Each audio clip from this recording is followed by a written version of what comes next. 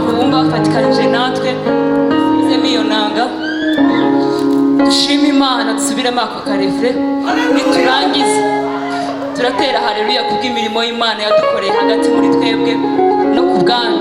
Amen. Haleluya, haleluya, haleluya.